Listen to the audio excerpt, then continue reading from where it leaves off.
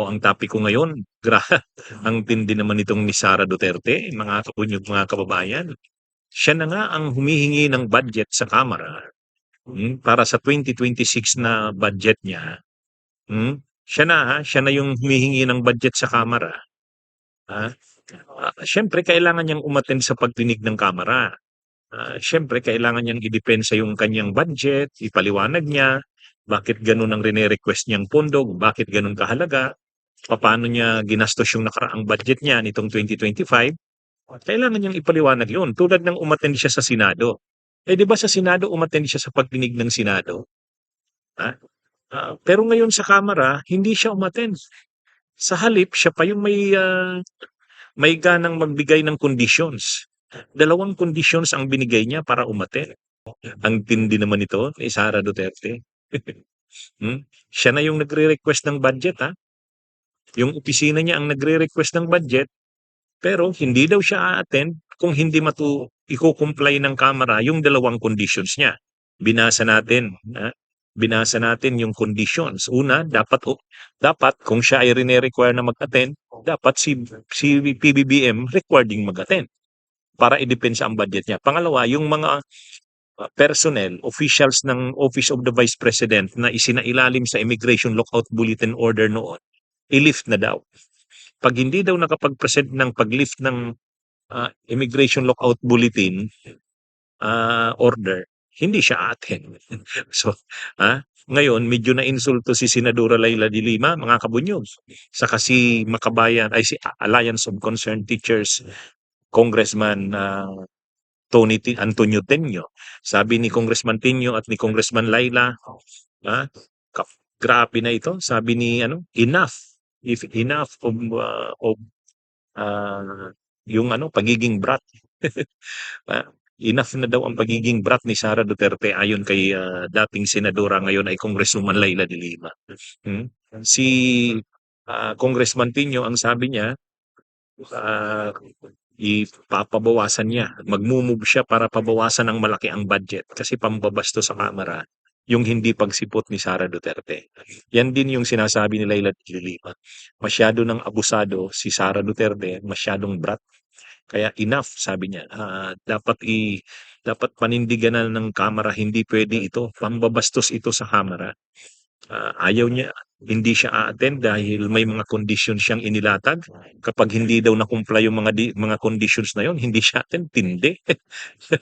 Kaya malalaman natin sa susunod na mga araw kung anong mangyayari dito. Pero nagmamatigas si Sara Duterte, hindi daw siya a-attend kung hindi nga matutupad o makukumply yung dalawang conditions na linatag niya. Pero yung ilang mga kongresista medyo mainit sa OBP.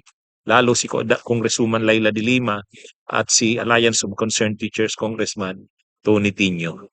Tama lang naman, bakit si Sara Duterte pa ang humihingi siya ng budget para sa opisina niya pero siya pa yung mayabang. Parang entitled siya sa budget na yon.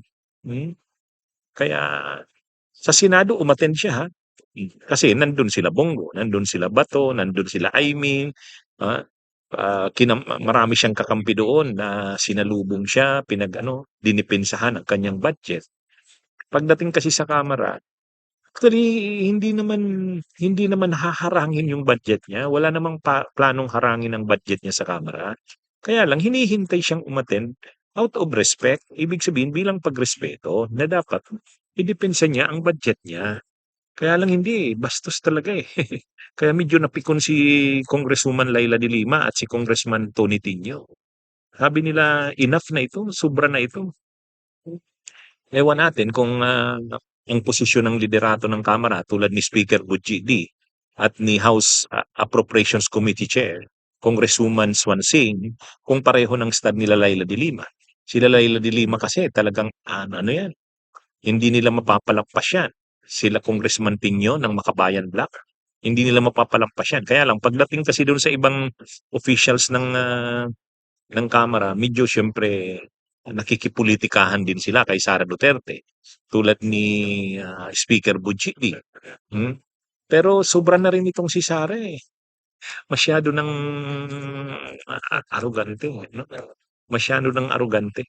Kaya sabi nga ni Leila de Lima, enough. Hindi na pwede ito. Anyway, abangan natin na mga kapunyog, mga kababayan, sa susunod na mga araw, anong mangyayari. Kasi may formal yung sulat ni Sara Duterte. Formal. Hindi lang yun sabi-sabi. Kumbaga, hindi lang yun chismis. Kunwari, sasabihin natin, hindi naman nagsabi ng ganyan si Sara Duterte. Yan po, pinareceive mismo sa Kamara. Pirmado niya mismo, siya mismo nakapirma. At nandyan yung demands niya, number 1 at number 2. Kaya medyo ha? Abangan natin mga kapunyog, mga kababayan. Pero naninindigan sila Leila de Lima, hindi nila palalampasin ito. Ganon din sila Congressman Tingyo. Yan na kasi yung yan na rin kasi yung naging resulta nung ginawa ng Korte Suprema na binasura yung impeachment ni Sara. Lalong naging mayabang si Sara Duterte na parang ang pondo ng bayan ay kanya. Wala siyang parang sa kanya entitled siya sa budget na yan. Hmm. Okay? Bunyog, bunyog, halikan na kasama ka. Bunyog, kapag buklod ay may pag-asa. Luzon, Visayas, Mindanao, isa ang pananaw. Sa bagong Pilipinas ang bunyog isisigaw. Bunyog.